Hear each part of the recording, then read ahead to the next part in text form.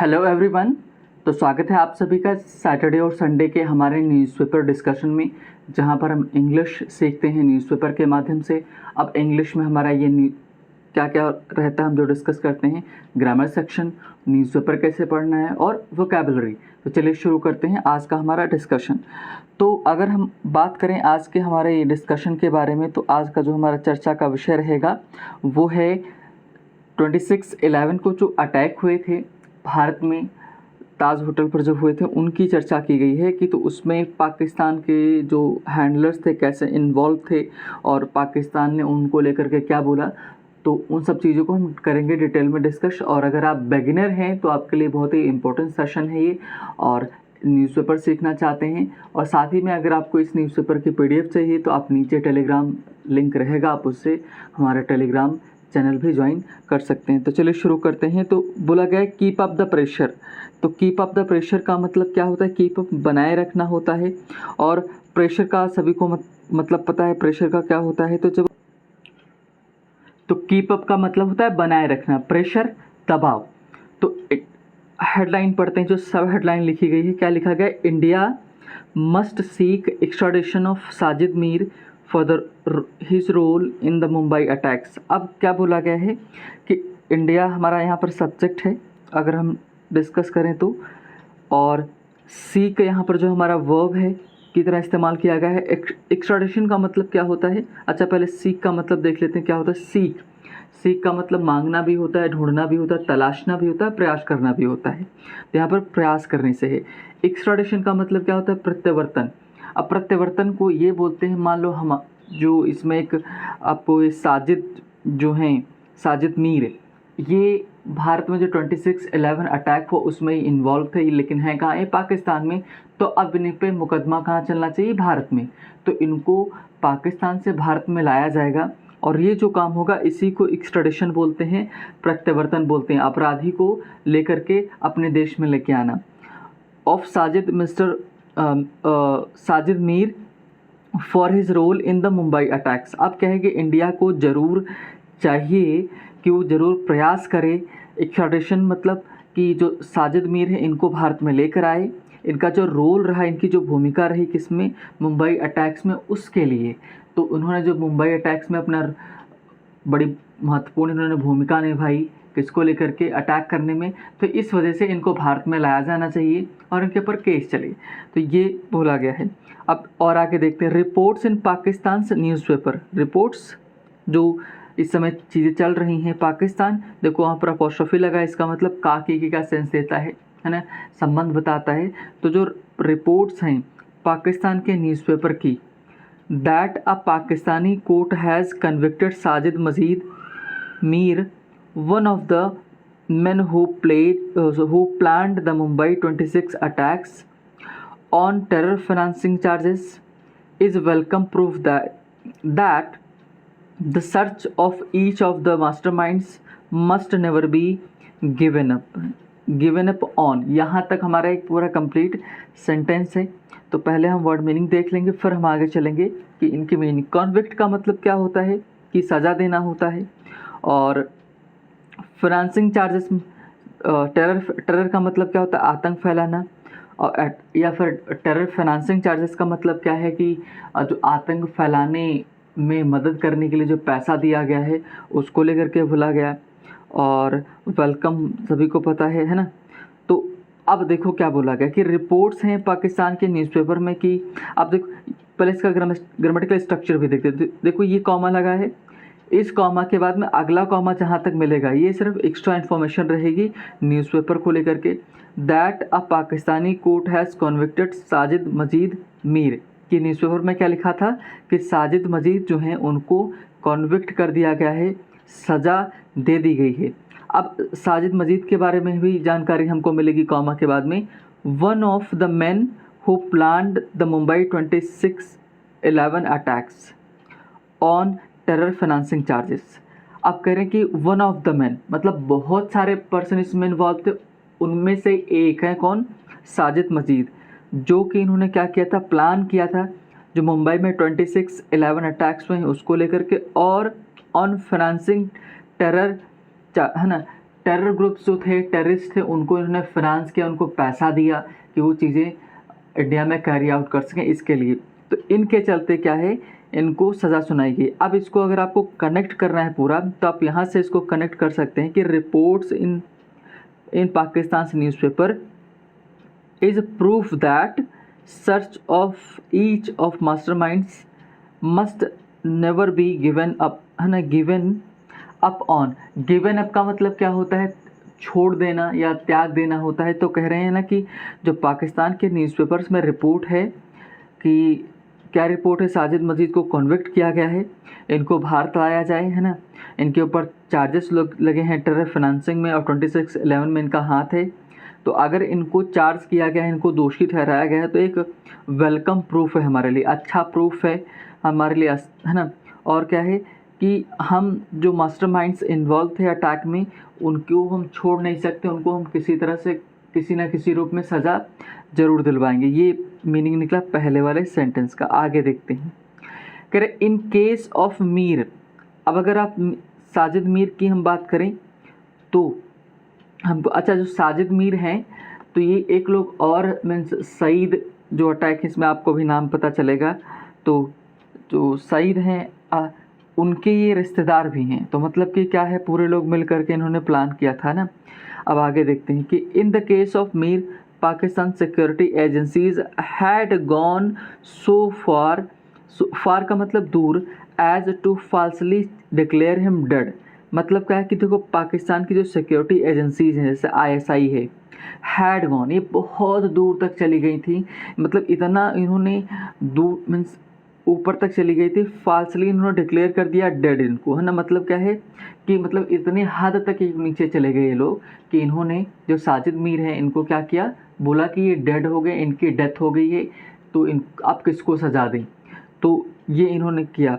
He was reportedly sentenced to more than 15 years in jail and is serving his term in Lahore jail. अब क्या है, देखो क्या बोला गया कि ये जो ही वॉज रिपोर्टेडली का मतलब होता है तथाकथित रूप से कि हाँ आप सच है कि नहीं है, कहा जा रहा है, सिर्फ इतना ही पता है। तो ही वॉज रिपोर्टेडली सेंटेंस्ड, ये पैसिव वॉइस में सेंटेंस है, किसमें है, पैसिव वॉइस में।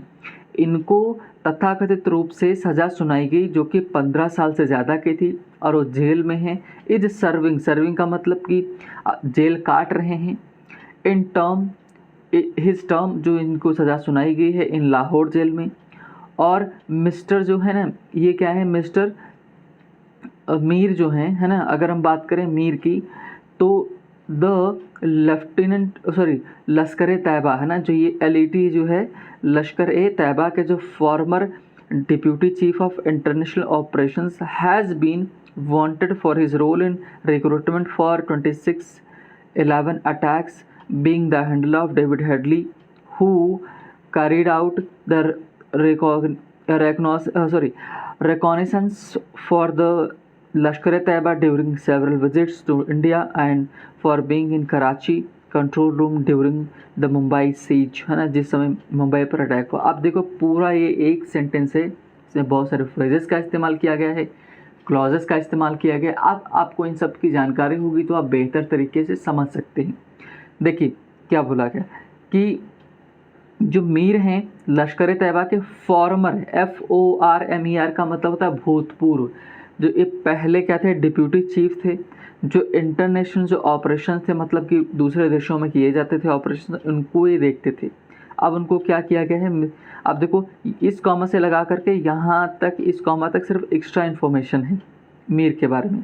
अब डायरेक्ट अगर आपको कनेक्ट करना है तो आप यहाँ से कनेक्ट कर सकते हैं। Mister Mir has been wanted, मतलब मिस्टर मीर जो रहे हैं वांटेड, मतलब इनकी तलाश की जा रही थी, कहाँ ये मिलेंगे, कैसे क्या कर इनको सज़ा सुनाई जाए।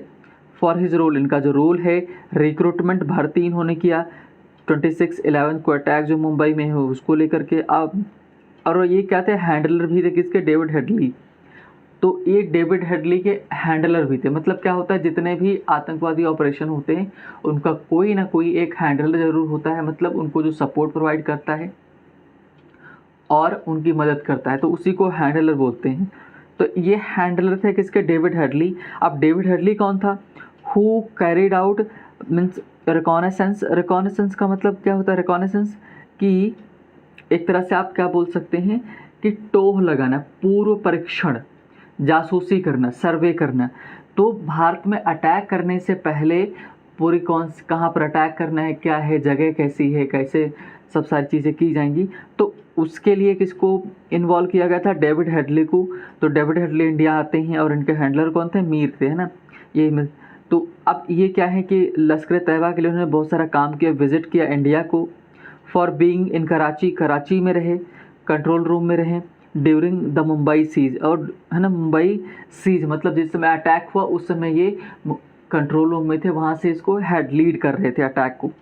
तो ये इसलिए इनको क्या है कि भारत लाया जाना चाहिए। आगे देखो, Hadlee named Mir in his deposition. Deposition का मतलब क्या होता है कि हम डिपोजिशन वर्ड इस्तेमाल करते हैं गवाही के लिए, है ना। तो क्या है कि डिपोजिशन हम क्या बोलेंगे? बयान में। तो हेडले ने इनका नाम लिया है किसमें? अपने बयान में, कि अभी हेडले कर क्या रहे थे? यूएस कोर्ट जो था, है ना, उसको उन्होंने बयान दिया। After he was given plea bargain. Plea का मतलब क्या होता है? याचिका। बार्गेन का मतलब मोल भाव करना, कि भाई अगर हम तुमको बहुत सारी जानकारी दे देंगे तो तुम सरकारी गवाह बन जाओ तो हम तुमको छुड़वा देंगे या तुम्हारी सज़ा कम करा देंगे। ये सब सारे केस थे। तो इसी के चलते इन्होंने, डेविड हेडले ने इनका नाम लिया। अब क्या है? As well as depositions via video link. अब चाहे मीन्स 26/11 में जो ट्रायल हुआ, ट्रायल का मतलब मुकदमा जो चला भारत में, तो किसके थ्रू? वीडियो लिंक के थ्रू। तो उस बयान में भी इन्होंने क्या किया है कि मीर का नाम लिया है। Mir is also wanted for Lashkar Taiba conspiracy. Conspiracies का मतलब क्या होता है? जो षड्यंत्र होते हैं, रचना, इन्होंने प्लान बनाना। To attack a Danish newspaper, मतलब कि एक डच न्यूज़पेपर को भी मीन्स, है ना, अटैक करने को लेकर के इनके ऊपर चीज़ें चल रही थी, है ना। ये वांटेड थे कि एक और केस में जो डेनिश में हुआ, है ना, accused of publishing blasphemous cartoons, है ना। मतलब क्या है कि न्यूज़पेपर को अक्यूज़ किया गया था कि उन्होंने, ब्लास्फेमस का मतलब क्या होता है कि जो जैसे अभी हाल ही में चर्चा में जो है नूपुर शर्मा का केस है, जैसे नूपुर शर्मा ने जो मोहम्मद साहब को लेकर के बोला है, तो उस बात को क्या बोला जाएगा? ब्लास्फेमस बोला जाएगा। ब्लास्फेमी बोलते हैं उसको, मतलब धर्म संबंधी कोई बात बोल देना, तो उसको निंदा करना, उसी को ब्लास्फेमी बोला जाता है। तो इसके चलते इन्होंने और क्या है कि बॉम्ब न्यूक्लियर इंस्टॉलेशन इन कश्मीर, ऑस्ट्रेलिया में इन्होंने किया। तो इन सब के चलते इनको क्या है कि सज़ा सुनाई गई है। मतलब हर जगह ये क्या है, कई सारे देशों में ये वांटेड हैं, ये लिस्ट पर हैं, रडार पर हैं। He was also convicted by a French court. अब देखो, फ्रेंच कोर्ट ने भी इनको सज़ा सुनाई, कन्विक्ट किया for recruiting Lashkar Taiba operatives. मतलब लश्कर तैयबा के लिए इन्होंने क्या किया है कि ऑपरेटिव्स जो काम करते हैं उनको इन्होंने रिक्रूट किया, उनकी भर्ती की। And is believed to have also recruited terror volunteers in the Virginia paintball jihad, है ना, केस इन यूएस। अब करके यूएस में जो वर्जीनिया पेंटबॉल जिहाद हुआ था, उसमें भी इनका हाथ माना जा रहा है कि इन्होंने रिक्रूट किया था लोगों को। अब ये पेंटबॉल क्या होता है, जिहाद क्या है? जैसे अगर आप प्रैक्टिस देखते हैं, अगर आप मूवी वगैरह देखते हैं, तो उसमें क्या होता है, आर्मी प्रैक्टिस करती है और बंदूक जिनका इस्तेमाल करती है ड्रिल में, वो उसमें क्या होता है, बॉल्स में कलर लगा होता है। अगर वो आपके ऊपर गोली चलाएंगे, असली तो होती नहीं है, तो प्लास्टिक बॉल की या किसी भी बॉल की बनी होती है, लेकिन वो कलर्ड होती है। तो अगर किसी के ऊपर टच किया तो तुरंत जाके उसको टच करके कलर दिखा देती कि हाँ, अगर रियल में होता तो यहीं पर इनको अटैक करते हैं, मतलब पहचान के लिए। उसी को बोलते हैं पेंट बॉल, है ना। तो उस केस में भी इनको इन्वॉल्व किया गया, मतलब इनका हाथ किसी न किसी रूप में था। आगे बोल रहे हैं, the timing of Mir's conviction appears to be linked to the final stage of Pakistan's grey listing at the FATF this June। अब ये चर्चा में क्यों है, इनकी वजह ये की है, अब बता रहे थे। Timing of bar bar mister हो जा रहा है, ये मीर है ना। द टाइमिंग जो है, समय जो है कि इनको कब कन्विक्ट किया गया, कब इनको सज़ा सुनाई गई। अपीयर्स मतलब कि दिखाई पड़ता है, टू बी लिंक्ड जुड़ा हुआ है, the final stages of Pakistan से ग्रे लिस्टिंग, कि मतलब अभी हमने देखा कि हाल ही में इनको पाकिस्तान को ग्रे लिस्ट कर दिया गया है। ग्रे लिस्ट का मतलब क्या होता है? ग्रे लिस्ट में उन कंट्रीज़ को रखा जाता है जो टेरर को फाइनेंसिंग करती हैं, मतलब जो आतंकवादियों का सपोर्ट करती हैं, उनको पैसा देती हैं। तो FATF जो है ना, FATF क्या है, फाइनेंशियल एक्शन टास्क फोर्स। तो ये एक यूनाइटेड नेशंस की एक बॉडी है जो क्या करती है, मनी लॉन्ड्रिंग केस में या फिर अगर आतंकवादियों को सपोर्ट किया गया है तो उसके चलते उनको क्या करती है कि ग्रे लिस्ट कर देती है। तो इनको जो मदद मिल रही थी पैसे की वो अब नहीं मिलेगी। जून में किया गया ये सब काम। They voted to allow on site visit, अब साथ में क्या किया गया, इस बात पर भी अग्री हुए हैं कि ऑन साइट ये विजिट करेंगे पाकिस्तान में। View to delisting in the next few months, है ना, किसके चलते कि अगर अब जो FATF की टीम है ये पाकिस्तान जाएगी, वहाँ पर देखेगी कि सच में इन्होंने अरेस्ट किया है कि नहीं किया। अगर ये किया होगा तो हो सकता है इनको डिलिस्ट कर दिया जाए, मतलब जो ग्रे लिस्ट है उससे इनको बाहर कर दिया जाए। तो जब ग्रे लिस्ट से बाहर हो जाएंगे तो इनको पैसा वगैरह फिर से मिलने लगेगा जो मदद मिलती आ रही थी, क्योंकि पाकिस्तान के समय हालात बहुत ज़्यादा ख़राब है। इसीलिए वहाँ पर बोला गया है कि अब टी की जगह सत्तू पीजिए, क्योंकि टी पर भी पैसा बहुत ज़्यादा ख़त्म होता है। आप सोचिए इतना ज़्यादा हालात उनके यहाँ ख़राब हैं। While mister Mir is not actually on the UN security councils 1267 list of terror designated individuals, है ना, that the FATF is mandated to perceive. अब ये क्या कर रहे हैं ना कि जो मीर हैं इज़ एक्चुअली अगर देखें तो यूनाइटेड नेशंस की जो सिक्योरिटी काउंसिल में एक लिस्ट बनाई गई है जिसमें डेजिग्नेट किया गया है कि इन सारे आतंकवादियों को रखा गया, उसमें नाम लिखा गया, तो उनकी ये लिस्ट में नहीं आते हैं, जिसके लिए फाइनेंशियल एक्शन टास्क फोर्स बनी है ना। The West has frequently brought his name up at FATF। तो मतलब वेस्ट का मतलब क्या है कि US है और भी अदर कंट्रीज़ हैं जो वेस्टर्न कंट्रीज़ हैं, उन्होंने कोशिश की है, चाहे फ्रांस हो, इन सभी ने कोशिश की है क्या कि जो मीर हैं इनको लाया जाए किसमें, जो यूनाइटेड नेशंस की जो काउंसिल है उसके जो 1267 लोगों की लिस्ट है उसमें इनका नाम रखा जाए, एक कोशिश की गई है।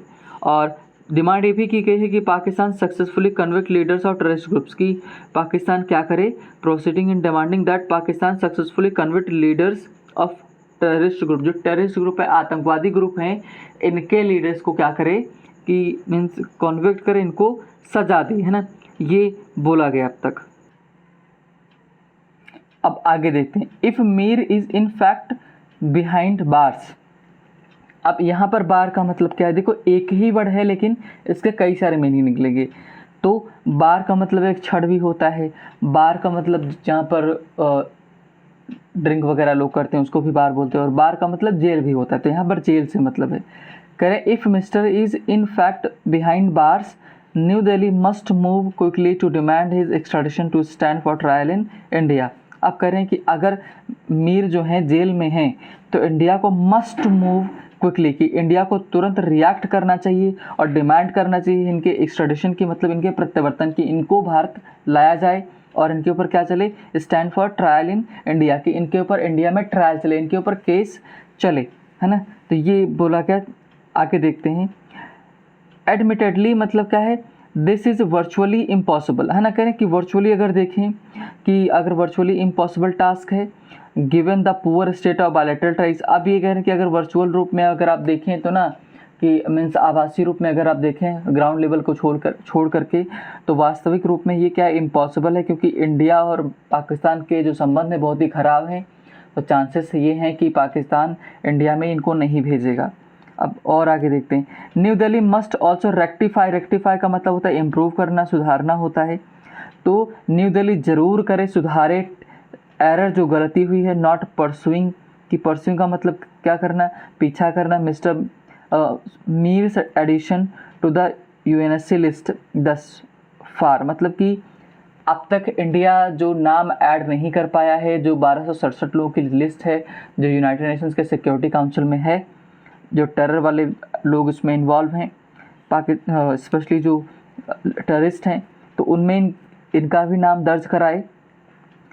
तो ये जो इसमें एरर हुआ है इंडिया का, इसको सुधारे, रेक्टिफाई करे।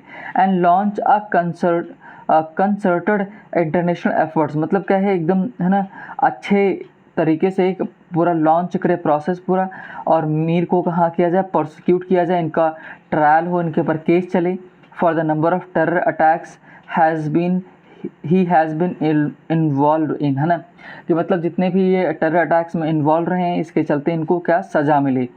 Not just for terror financing, है ना, और ना ही केवल सिर्फ टेरर के फाइनेंस के लिए, मतलब जितने इन्होंने जिन जिन केस में ये इन्वॉल्व हैं उनके लिए इनको सज़ा मिलनी चाहिए, मीर को मिलनी चाहिए। अब आगे देखते हैं। एज़ विद हाफिज़ सईद, हाँ अब ये हाफिज़ सईद जो मैंने बोला था ये उनके रिश्तेदार हैं ये, है ना, हाँ ये कौन है, रिश्तेदार हैं। तो आगे अगर बोला गया कि क्या कि as with the Hafiz Saeed के साथ जैसा हुआ ज़कीर उर रहमान लखवी एंड अदर जो लश्कर तैयबा के मेंबर्स हैं उनके साथ, it is necessary to keep the spotlight on Mir given the predilection of Pakistan's legal authorities for reversing convictions and reducing sentencing terrorists once the heat from international agencies reduces, है ना, यहाँ तक ही हमारा सेंटेंस है। तो ये कह रहे हैं कि पाकिस्तान की जो लीगल अथॉरिटीज़ है ना, या जैसा कि हमने देखा है कि ये ज़रूरी है हमारे लिए कि मीर को स्पॉटलाइट में रखें, सामने रखा जाए कि सबकी नज़र में रहे। गिवन जैसा हम जानते हैं क्या प्रीडिलेक्शन का मतलब क्या होता है, मान लो किसी को मौत की सज़ा सुना दी गई, मृत्युदंड दे दिया गया और पाकिस्तान क्या करता है उसको कम कर देता है, रिड्यूस कर देता है, और यहाँ की जो अथॉरिटीज़ है वो क्या करती है, रिवर्स कर देती हैं, पलट देती हैं कन्विक्शन को, जो केस उन पे बना होता है, जो सज़ा उन पे सुनाई जाती है, रिड्यूस कर देते हैं सेंटेंसेस को, है ना, सेंटेंसेस मतलब जो उनको सज़ा सुनाई गई है वो। तो कहने का मतलब है कि ये कि पाकिस्तान क्या करता है, एक बार काम ख़त्म हो जाए वहाँ का तो ये जो इन आतंकवादी होते हैं उनकी सज़ा कम करके मीन्स, या फिर उनको अगर डेथ वारंट होता है, सज़ा सुनाई जाती है तो उसको कम कर देता है। तो ये सब काम ना हो, इसको ध्यान में रखा जाए कि पाकिस्तानी जो एजेंसीज़ हैं ये सब काम ना कर पाएँ। This will be particularly important, है ना, कर, और ये विशेष रूप से क्या हमारे लिए महत्वपूर्ण रहेगा, स्पेशली विशेष रूप से क्या, as Pakistan is expected to receive a full reprieve, है ना। रेप्रीव का मतलब क्या होता है कि आप इसको बोल सकते हैं ना कि है ना, जो यहाँ पर लोग आएंगे तो उसको लेकर के एट द FATF इन अक्टूबर, है ना, अक्टूबर में मतलब क्या है कि जो फाइनेंशियल एक्शन टास्क फोर्स है वो यहाँ पर आने वाली है और वो क्या करेगी, सब चीज़ों को देखेगी। तो इसके चलते जो मीन्स ये जो प्राण स्थगन था, मतलब कि मृत्युदंड में ये देरी कर देते थे, उसको लांग लपेट ना होने पाए, ठीक है, ये सब सारी चीज़ें बोला गया। It must be made clear, मतलब एक बात ये क्लियर कर देना चाहिए, that government will continue to pursue का मतलब पीछा करना, तो गवर्नमेंट ज़रूर करेगी, कंटिन्यू लगातार उनका पीछा करेगी, मतलब फॉलो करेगी the legal process against each of the man behind the Mumbai attack until they are brought to justice, है ना, कि मतलब क्या है कि ये कह रहे हैं कि भारत को वैधानिक तरीके से चीज़ों को ध्यान में रखते हुए कि इनका तब तक पीछा करना है जब तक कि जो मुंबई अटैक्स के जितने लोग हैं इन्वॉल्व हैं कि इनको जस्टिस तक ना लाया जाए। मतलब क्या है कि इनको ट्रायल नहीं पे ना जब तक ना चले, जब तक इनके ऊपर केस नहीं चलाया जाता तब तक भारत को पीछा करना है, इनको फॉलो करना है और किसी भी तरह से इंडिया में इनको लेकर के आना है। तो ये बोला गया है अब तक के लिए, है ना, कि जो चीज़ें हुई हैं। तो ये आज का हमारा था डिस्कशन, है ना, एंड आई होप कि मीन्स आपको सीखने को मिलेगा बहुत सारी चीज़ें। तो मीन्स अगर सेशन पसंद आया तो आप लाइक कर सकते हैं। Thank you for watching the video.